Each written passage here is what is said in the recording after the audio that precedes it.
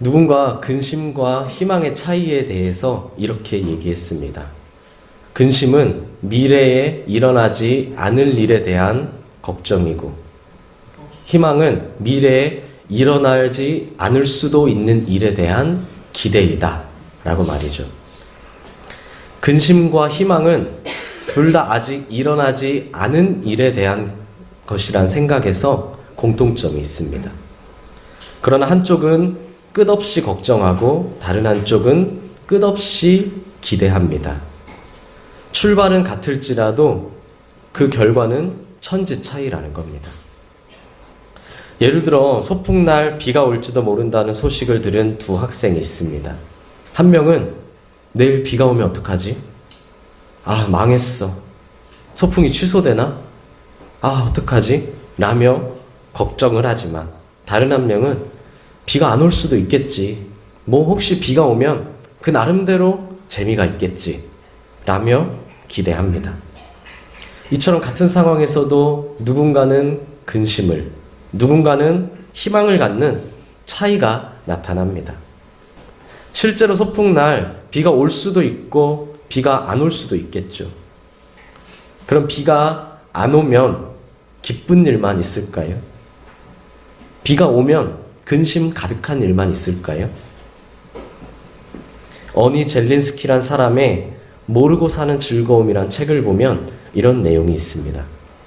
우리가 하는 걱정의 40%는 절대 현실에서 일어나지 않는 일이다. 우리가 하는 걱정의 30%는 이미 일어난 일이다. 우리가 하는 걱정의 22%는 아주 사소한 일이다. 그리고 우리가 걱정하는 4%는 우리의 힘으로 어쩔 수 없는 일이다. 알고 보면 우린 절대 일어나지 않을 일에 대해서 걱정하고 있고, 이미 일어난 일 혹은 이미 끝난 일 때문에 망설이고 주저하며 걱정하고 있으며, 내 삶에 별다른 영향을 주지 않는 아주 사소하고 잡다한 일을 확대 해석해서 걱정하고 있고, 마지막으로 그 누구도 바꿀 수 없는 천재지변과 같은 일을 걱정하고 있다는 겁니다. 즉, 우리가 하는 걱정의 96%는 쓸데없거나 어쩔 수 없거나 아주 사소한 일이라는 겁니다. 일어나지도 않을 일을 걱정하는 것이 얼마나 낭비입니까? 말 그대로 일어나지 않을 일인데요. 어쩔 수 없는 일을 걱정한다고 무엇이 달라지겠습니까? 이 역시 말 그대로 어쩔 수 없는 일인데 말입니다. 사소한 걱정도 마찬가지입니다. 우리가 여름에 생활하다가 일반 모기에 한번 물렸다고 응급실에 가는 것은 아니지 않습니까? 물론 96%를 뺀 나머지 4%, 그 4%는 내가 바꿀 수 있는 일입니다. 그러나 그마저 걱정한다고 달라지는 것은 아닙니다. 변화는 걱정이 아닌 노력을 통해 일어나기 때문입니다. 결국 마지막 4%조차 걱정할 것은 없다는 겁니다. 아까 근심과 희망은 둘 다 미래에 대한 생각이라고 했습니다. 그러므로 내가 미래에 대해 어떻게 생각하느냐에 따라 똑같은 상황이 누군가에게는 근심이 되고 누군가에겐 걱정이, 기쁨이, 희망이 될 수 있습니다. 중요한 것은 근심한다고 달라지는 것은 없다는 겁니다. 근심한다고 조금도 나아지지 않습니다. 오히려 근심은 더 많은 근심을 가져올 뿐입니다. 근심은 또 다른 근심을 낳기 때문이죠. 이건 어떻게 하지?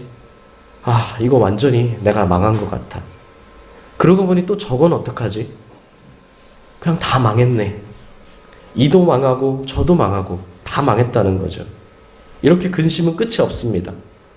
걱정하기 시작하면 뭐 하나 걱정하지 않을 것이 없기 때문이죠.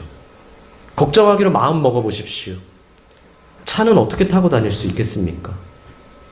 내가 직접 심어서 기르고 수확한 것이 아니라면 어떻게 먹을 수 있겠습니까? 걱정하기로 마음 먹으면 걱정 안 되는 것이 하나도 없다는 거죠. 그러나 내 힘으로 어쩔 수 없는 일이라면 근심할 필요가 전혀 없는 것이고, 내 힘으로 어쩔 수 있는 일이라면 근심보다는 희망을 갖고 노력해야 합니다. 이러나 저러나 근심할 필요도 근심할 이유도 없다는 겁니다. 결국 근심을 가질지 희망을 가질지는 스스로 결정하는 겁니다. 내 미래를 근심으로 그리실 겁니까? 아니면 희망으로 그리실 건가요? 근심 대신 희망을 선택하시길 바랍니다. 이는 삶의 지혜로운 방법이자 믿음의 선택이기 때문입니다. 오늘 본문의 한나는 근심으로 가득한 사람이었습니다. 무엇이 근심이었나요? 자녀가 없다는 것이었습니다. 과거에도 그렇고 오늘날에도 그렇고 임신하지 못하는 것은 너무나 속상하고 안타까운 일입니다. 그녀의 남편인 엘가나에게는 2명의 아내가 있었습니다. 한나와 브닌나죠. 아마 한나는 엘가나의 첫 번째 아내였을 겁니다. 그러나 한나는 우리가 알다시피 아이를 낳지 못했습니다. 그래서 엘가나는 대를 잇기 위하여 브닌나를 2번째 아내로 맞이했을 겁니다. 당시에 대를 이을 아들이 없다는 것은 매우 심각한 문제였기 때문이죠. 특히 엘가나는 가진 재산이 많았기에 더욱더 근심이 많고 조급했었다는 겁니다. 그래서 그는 2번째 아내를 맞이합니다. 옳은 일은 아닙니다. 분명히 옳은 일은 아니죠. 2번째 아내를 맞이하는 3번째, 4번째 다 옳은 일은 아닙니다. 그러나 오늘날의 시각으로 쉽게 판단할 수는 없겠죠. 확실한 것은 엘가나는 여전히 한나를 사랑했다는 겁니다. 4절을 보면 엘가나는 희생제물을 드리고 남은 분깃을 항상 한나에게는 갑절로 주었음을 알 수 있습니다. 이는 한나의 체면을 세워주는 동시에 자신의 마음을 직접적으로 표현하는 것이죠. 그럼에도 불구하고 한나에겐 자식이 없는 것이 평생의 한이자 걱정이었습니다. 6절에 브닌나가 한나를 심히 격분하게 하여 괴롭게 했다고 합니다. 어떤 상황인지 자세히 쓰여 있지는 않지만 하갈이 이스마엘을 낳은 뒤에 사라를 어떻게 대했는지를 보면 충분히 이해할 수 있을 겁니다. 그럼에도 엘가나는 여전히 한나를 진심으로 사랑했습니다. 8절에 엘가나는 이렇게 말합니다. 내가 그대에게 10 아들보다 낫지 아니하냐. 이게 아마 남자의 입장에서는 최선의 위로인 것 같습니다. 저도 이때 만약에 내가 이 사람이라면 어떤 위로를 해줘야 할까 생각을 해봤는데 이보다 나은 위로가 별로 생각나지 않더라고요. 하지만 여자의 입장에서는 아마 이 말이 자신의 마음을 깊이 공감하지 못하는 그런 속상함이 될 수도 있겠죠. 아마 한나도 그래서 위로가 다 덜 됐을 거예요. 위로가 안 됐다는 거죠. 이게 남자의 여자의 차이점입니다. 이때 뭐라고 위로해줘야 할까요? 답을 아시는 분은 제 메일로 보내주시길 바랍니다. 저를 포함한 모든 남자분들은 우리 아내의 마음을 더 잘 이해할 수 있기를 진심으로 소망합니다. 아멘 해야죠. 이렇게 누구도 자신에게 위로를 주지 못하는 상황에서 한나는 근심과 괴로움을 가진 채 하나님 앞에 통곡하며 기도합니다. 한나의 기도가 얼마나 간절하고 절실했겠습니까? 그렇게 오랫동안 기도하고 있는 한나를 엘리 제사장이 발견합니다. 엘리의 눈엔 한나가 꼭 술에 취한 사람처럼 보였습니다. 그래서 엘리는 술에 취한 채 성소에 들어와서는 안 된다며 한나를 크게 꾸짖죠. 그러나 한나는 자신은 술에 취한 것이 아니라 큰 아픔으로 인한 행동이었다고 고백합니다. 엘리는 자신의 실수를 인정하고 한나에게 이렇게 말합니다. 평안히 가라. 이스라엘의 하나님이 내가 기도하여 구한 것을 허락하시기를 원하노라. 아멘. 그리고 잘 아시다시피 한나의 간절한 기도와 엘리 제사장의 축복으로 말미암아 하나님은 한나에게 사무엘을 허락하여 주십니다. 얼마나 감사한 일입니까? 하나님이 응답하시니 모든 문제가 깨끗이 해결되었습니다. 이것이 기도의 능력입니다. 오늘 본문을 보며 놀라운 것은 무엇입니까? 기도의 응답으로 사무엘이 태어났다는 것인가요? 저는 별로 그것이 놀랍지 않았습니다. 하나님께 간절히 기도하고 주의 종이 축복해 주는데 당연히 하나님이 응답해 주시지 않겠습니까? 게다가 욕심으로 구하는 것도 아니니까요. 진짜 놀라운 것은 무엇입니까? 한나가 다시는 근심하지 않았다는 겁니다. 18절을 보면 이렇게 말합니다. 가서 먹고 얼굴에 다시는 근심빛이 없더라. 한나의 문제는 무엇이었나요? 자녀가 없는 것이었습니다. 이 문제가 스스로 해결할 수 있는 것이었을까요? 아니죠. 절대 마음대로 되지 않는 일입니다. 과학기술이 고도로 발달한 오늘날에도 불임은 결코 쉽게 해결할 수 있는 문제가 아닙니다. 그럼 한나가 할 수 있는 것은 무엇이었습니까? 그녀에겐 오직 기도뿐이었습니다. 하나님을 의지하는 것밖에 없었습니다. 그리고 그녀는 자신이 할 수 있는 일을 했습니다. 물론 그녀의 근심은 기도한 뒤에도 여전했습니다. 그녀가 기도한 것이 이번이 처음은 아니었을 테니까요.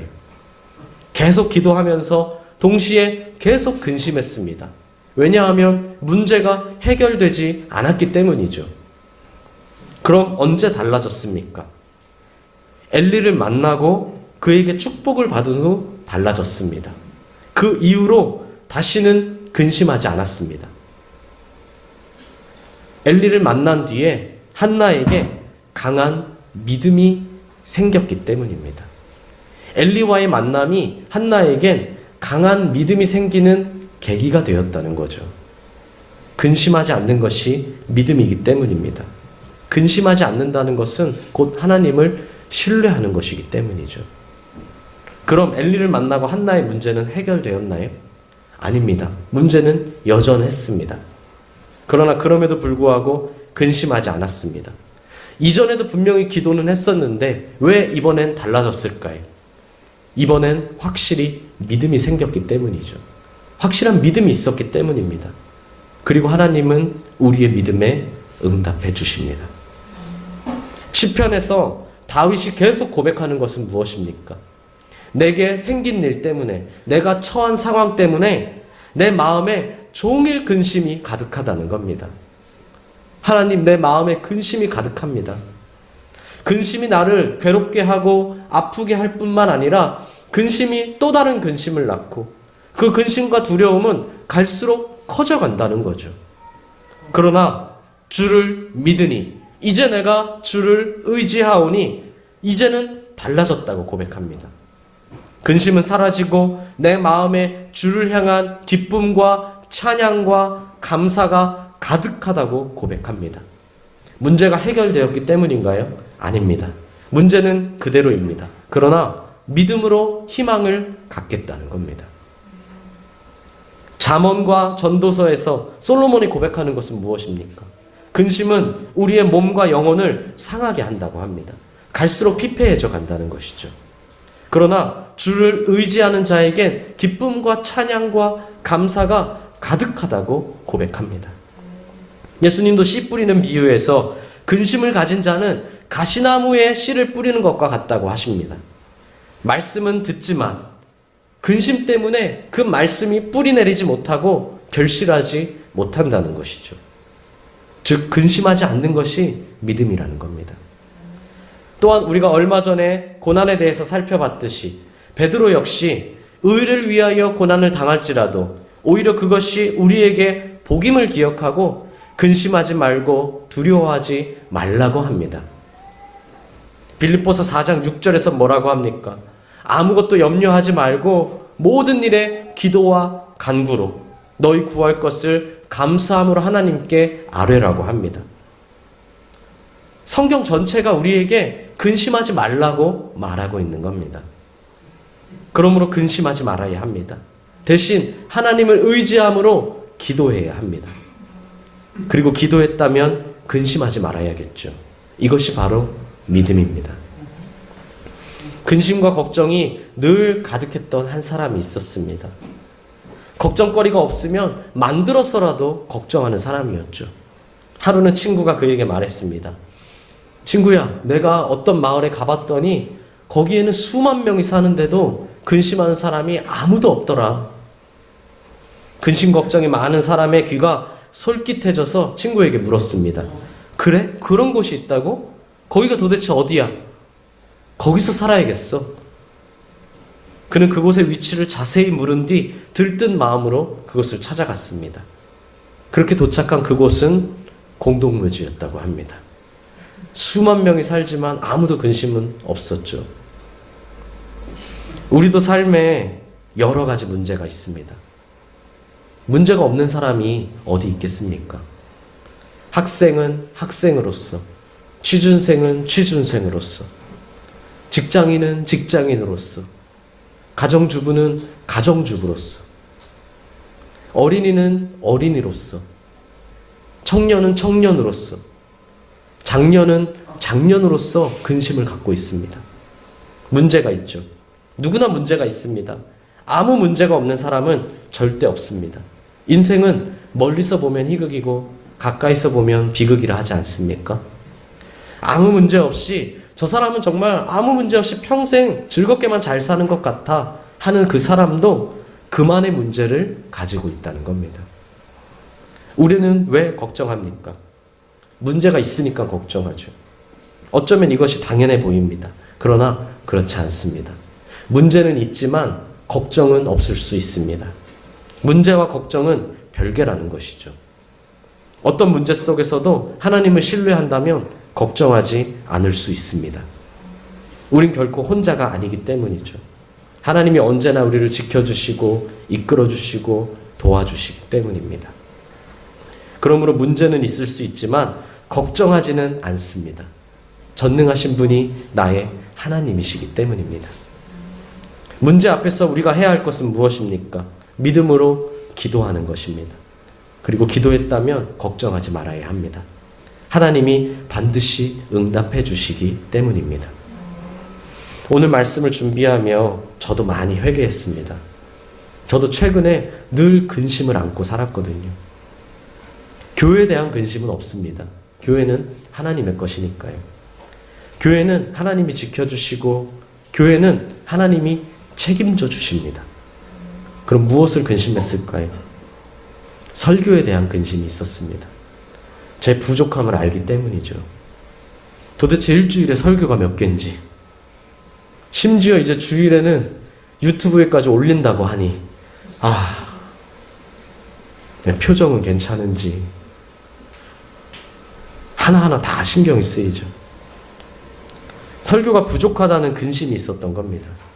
가뜩이나 재미도 없는데 설교가 틀리기까지 하면 어떡하겠습니까? 주일에 모든 예배와 모임이 끝나고 집에 돌아가면 바로 생각합니다. 자, 다음은 어떤 설교를 하지? 그렇게 2, 3일을 근심 속에 보냅니다. 다행히 은혜로 2, 3일 동안 많은 것들을 준비하고 나면 그 다음 2, 3일은 또 열심히 보완하느라 새로운 근심 속에 지냅니다. 그러다 보면 어느새 주일이죠. 그렇게 똑같은 일주일이 반복됩니다. 왜 근심이 가득할까 생각해 봤더니 설교는 내가 하는 것이라고, 설교는 내 능력이라고 생각했기 때문입니다. 말로는, 머리로는 아니라고 했지만, 내가 하는 것이 아니라고 했지만 정작 실제로는 내 것이라고 생각했다는 겁니다. 참 창피한 고백입니다. 그런데 이 창피함을 무릅쓰고 왜 고백하냐면 여러분은 그러지 마시라는 겁니다. 쓸데없이 근심 속에 살지 말자는 겁니다. 설교만 그렇습니까? 무엇이 내 것입니까? 결국 내 것은 없다는 겁니다. 우리는 청직이라고 했지 않았습니까? 다 하나님의 것입니다. 그런데 선택적 청지기가 되어서는 안 되겠죠. 내가 원하는 건 청지기라고 자청하고 내가 원하지 않는 건, 내가 아니라고 생각하는 건 내가 주인 행세를 합니다. 그러지 말아야 합니다. 다 주의 것이기 때문입니다. 그러므로 다 주께 맡기면 됩니다. 내 것이 아니라는 거죠. 내 직장이 아니고, 내 회사가 아니고, 내 학교가 아니고, 내 성적이 아니고, 내 것이 아니라는 겁니다. 하나님은 우리의 기도에 반드시 응답해 주십니다. 하나님의 때에 반드시 응답해 주시죠. 우리가 할 것은 그날까지 묵묵히 기도하고 묵묵히 맡겨진 일에 최선을 다하면 됩니다. 끝까지 기도하되 다시는 근심하지 말아야 합니다. 마태복음 6장 19절에서 34절을 보면 예수님은 공중의 새는 심지도 거두지도 창고에 모으지도 않지만 하나님이 알아서 지켜주시고, 들의 백합화도 아무도 심고 기르지 않지만 하나님이 다 돌봐주시는데 너희는 왜 근심을 하냐고 물으십니다. 근심한다고 그 키를 한 자라도 더 할 수 있냐고 말이죠. 오늘 있다가 내일 아궁이에 던져지는 들풀도 하나님이 보호하시는데 하물며 하나님이 우리를 어떻게 하시겠냐는 겁니다. 그러므로 무엇을 먹을까, 무엇을 마실까, 무엇을 입을까 근심하지 말아라. 예수님의 말씀입니다. 하나님은 다 아신다는 거죠. 하나님이 우리를 반드시 지켜주시고 인도해 주신다는 겁니다. 그러므로 기도하라고 하십니다. 우리는 기도하면 됩니다. 기도하고 믿음으로 살면 되는 겁니다. 빌리 그레함 목사님의 전도 집회에서 있었던 유명한 간증이 있습니다. 아마 들어보셨을 텐데요. 시각장애인인 한국계 미국인인 킴 웍스라는 분의 간증입니다. 그녀의 간증은 이렇습니다. 사람들이 앞을 보지 못하는 저를 인도할 때 100m 앞에 장애물이 있습니다. 200m 앞에 무언가 있습니다. 라고 말해주지 않는다는 겁니다. 바로 앞에 웅덩이가 있으니까 한 걸음 옆으로 움직이라고. 바로 앞에 계단이 있으니까 발을 올라가라고 얘기해 줍니다. 나는 그저 인도하는 사람을 온전히 믿고 그렇게 한 걸음 한 걸음 걷다 보면 어느새 내가 가고자 했던 목적지에 다다르게 됩니다. 하나님이 우리를 인도하시는 방법도 이와 같습니다. 우리는 10년 뒤, 20년 뒤를 알지 못합니다. 단지 오늘 우리가 무엇을 해야 할지를 알려주시는 하나님께 믿음으로 순종하며 오늘 하루를 살아갈 뿐입니다. 그러면 하나님은 약속하시고 계획하신 곳에 마침내 우리를 도착하게 해주십니다. 근심하는 마음을 이해하지 못하는 것은 아닙니다. 저도 꽤나 근심이 많은 사람이거든요. 준비라는 그럴듯한 이름으로 포장한 근심을 말이죠. 그러나 우린 하나님의 인도하심 속에 있음을 확신해야 합니다. 내 삶 전체가 하나님의 인도하심 가운데 있습니다. 그러므로 하나님의 보호하심과 돌보심을 신뢰해야 합니다. 하나님의 인도하심을 신뢰한다면 근심하지 않을 수 있습니다. 나의 삶은 하나님이 의도하시는 목표 지점으로 하나님이 그리신 그 비전으로 한 걸음 한 걸음 잘 나아가고 있기 때문입니다. 오해하지 마십시오. 걱정거리가 전혀 없다는 것이 아닙니다. 걱정거리가 싹 사라진다는 것도 아닙니다. 어쩌면 우리 삶의 문제는 여전히 그 자리에 그대로 있을 수 있습니다. 걱정하지 않는다고 해결되는 것은 아니니까요. 그러나 걱정한다고 해결되는 것도 아닙니다. 우리가 할 것은 문제를 만났을 때 하나님을 신뢰함으로 기도하는 겁니다. 그리고 혹시 내가 할 수 있는 무언가 4%의 일이 있다면 말씀 안에서 최선을 다해 노력하면 됩니다. 결과는 하나님께 맡기십시오. 하나님은 내게 언제나 가장 좋은 것을 허락해 주실 겁니다. 사랑하는 수원동인교회 성도 여러분, 우리 미래의 다른 이름은 무엇입니까? 희망입니까? 아니면 근심입니까? 우리 미래의 다른 이름이 희망이 되시기를 바랍니다. 우리 미래의 다른 이름이 희망이 되려면 돈이 필요한 것이 아니라, 능력이 필요한 것이 아니라, 백이 필요한 것이 아니라, 배경이 아니라 믿음이 필요합니다. 믿음을 가진 사람이, 믿음으로 행하는 사람이 우리의 미래를 희망으로 채울 수 있습니다. 물론 나는 부족합니다. 그러나 하나님이 계십니다. 그리고 나는 하나님의 소유입니다. 그러니 근심할 것이 없다는 겁니다. 하나님이 날 책임져 주시기 때문이죠. 그러므로 근심하지 말고 기도하십시오. 근심하지 말고 믿음으로 노력하십시오. 우리를 통해 뜻을 이루실 하나님을 신뢰하시길 바랍니다. 아기를 낳은 지 오래되지 않은 신혼부부가 있었습니다. 밤마다 울어대는 아이 때문에 너무 힘들었죠. 처음엔 출근하는 남편을 배려하느라 아내가 혼자서 어떻게든 달래서 재웠습니다. 그런데 그것도 하루 이틀이죠. 아이는 매일 밤마다 울었고 곧 아내는 남편을 깨우기 시작했습니다. 아기가 울잖아. 자기가 한번 가봐. 그렇게 밤마다 시달린 남편은 주위에 조언을 구했고 인터넷을 검색하고 책을 뒤져 아이를 푹 재우는 방법을 연구했습니다. 하루는 자기 전에 마사지도 해주고 잔잔한 음악도 틀어줬더니 웬일인지 아이가 푹 자는 겁니다. 뿌듯한 마음으로 남편도 오랜만에 단잠이 들었는데 갑자기 아내가 급히 남편을 깨웁니다. 그러더니 이렇게 말합니다. 자기야, 큰일 났어. 이상하게 아이가 울지를 않아. 자기가 한번 가봐. 우리는 열심히 목표를 위해 달려가다가도 때로는 이런 말을 합니다. 아, 진짜 되면 어떡하지? 목표를 이루지 못해도 걱정이고 목표를 이뤄도 걱정이라는 거죠. 목표를 이뤄도 걱정이라는 말이 어떤 의미를 갖고 있는지, 어떤 상황인지 충분히 이해를 합니다. 그러나 그래서는 안 됩니다. 미래를 근심으로 채우지 마십시오. 오직 희망으로 채우시길 바랍니다. 마냥 긍정적인 생각, 마냥 긍정적인 마인드를 말하는 것이 아닙니다. 하나님을 신뢰하라는 겁니다. 우리가 주의 뜻을 따라 살 때 우리의 삶은 하나님의 능력과 지혜로 만들어져 가기 때문입니다. 어떻게 이런 삶이 가능합니까? 누구에게 이런 삶이 가능합니까? 바로 그리스도인에게 가능한 줄 믿습니다. 이것이 그리스도인의 삶입니다. 세상은 이해할 수 없는, 세상은 가질 수 없는 오직 그리스도인만이 누릴 수 있는 그리스도인의 삶입니다.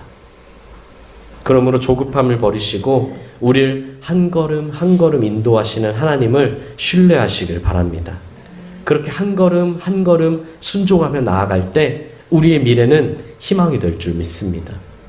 어느새 하나님이 계획하신 목표에 도착하고 어느새 하나님의 뜻을 이루게 될 줄 믿습니다. 근심 대신 희망이, 걱정 대신 기쁨과 찬양과 감사가 가득한 그런 우리 교회, 그런 우리 모든 성도님들 되시기를 진심으로 소망합니다. 기도하겠습니다.